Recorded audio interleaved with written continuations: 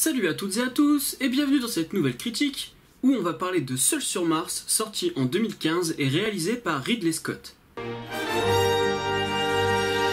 Je respecte ton avis, mais en tout cas, c'est pas le mien, donc c'est pas le bon, tu vois ce que je veux dire. Non mais je l'ai vu 6614 fois alors. Ce film raconte comment un astronaute tente de survivre sur Mars suite à l'abandon de son équipe repartie sur Terre, le pensant mort. En même temps, survivre à cette tempête, ça s'appelle même plus de la chance en fait. Ouais, c'est pas faux. Ce film aurait pu être un pur moment d'angoisse. Mais cette angoisse est désamorcée par une totale légèreté. C'est dommage, mais Ridley Scott nous offre quand même un meilleur film qu'Exodus. Nous serons sans pitié.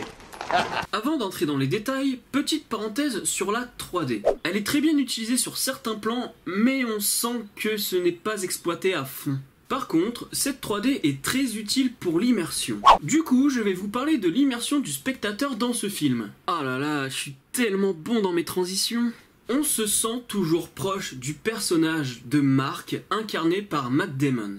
Notamment à un procédé plutôt intéressant qui consiste à s'adresser au spectateur sans briser le quatrième mur. Ce procédé, c'est un système de journal de bord où Mark parle face caméra à la manière d'un podcast comme ce que je suis en train de vous faire maintenant en fait. D'ailleurs, en faisant ça, est-ce que Ridley Scott pense aux nouvelles images émergentes, notamment par le biais d'internet? Et cette immersion se fait aussi par le biais d'un montage très bien rythmé. C'est pour ça qu'on a tendance à perdre le côté immersif au moment où on est bien trop longtemps sur Terre avec les mecs de la NASA. L'exploitation de cette immersion se fait aussi dans le choix des déplacements de caméra. On accompagne tout au long le naufragé. Et là, j'ai remarqué un défaut troublant. À un moment, on suit le personnage avec une caméra à l'épaule, donnant l'impression d'avoir affaire à un documentaire, puisque du matériel filmique intradigétique se mélange avec du matériel filmique extradigétique. Donc cette impression de documentaire est problématique puisque cela donne l'impression qu'en réalité, Mark n'est pas tout seul. Et du coup j'ai perdu le côté immersif pendant quelques secondes tout de même. Mais malgré quelques défauts, je trouve vraiment que ce film a de la gueule.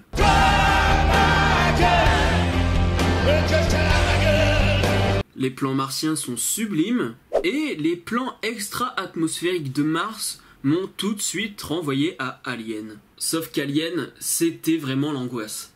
Mais oui, c'est clair. Et comme je le disais au début de ce film, il y a de la légèreté. Beaucoup de légèreté. Beaucoup d'humour assez geek aussi, sans pour autant devenir indigeste en matière de référence. Et Sean Bean qui a la réplique la plus hilarante de ce film pour ma part.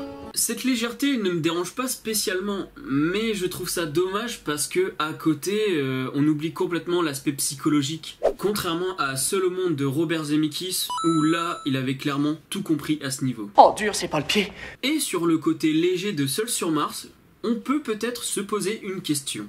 Est-ce que ce ne serait pas à cause des blockbusters qui ne se prennent pas au sérieux, et qui d'ailleurs s'imprègnent beaucoup trop, de ce que fait Marvel Studios dans son traitement des sujets graves? Je pense vraiment que si on veut réfléchir à ce côté léger pour des sujets graves, il faut vraiment aller creuser de ce côté-là. Pour finir, tout le monde le dit, mais j'en rajoute, Seul sur Mars, c'est pas un spin-off d'Interstellar?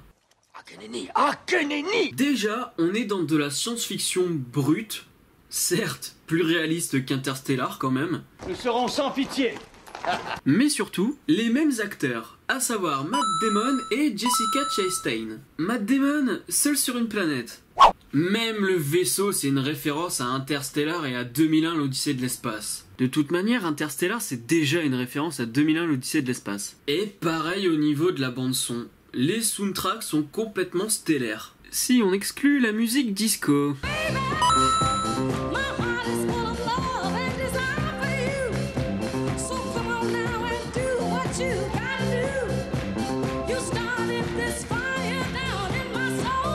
D'ailleurs, puisque je parle du son, j'aimerais faire une petite parenthèse avant de conclure. Au début de cette critique, je parlais de l'immersion par l'image. Mais cette immersion est aussi sonore. Par exemple, à un moment, on entend un bourdonnement. Et Mark parle sur son journal de bord de type podcast en signifiant qu'il aimerait que ce bourdonnement dans ses oreilles s'arrête. Donc c'est très intéressant d'être immergé par l'image, mais aussi par des effets sonores. Des effets sonores qui parfois rendent le spectateur omniscient. Voilà la fin de la parenthèse. Même si je n'ai pas parlé de tout ce que contenait ce film, tels que les images accélérées, malgré ses défauts et l'absence d'angoisse et de psychologie, c'est vraiment un film intéressant que je vous invite à aller voir. Voilà, c'est tout pour cette critique, je vous dis à la prochaine, salut! There's a starman waiting in the sky.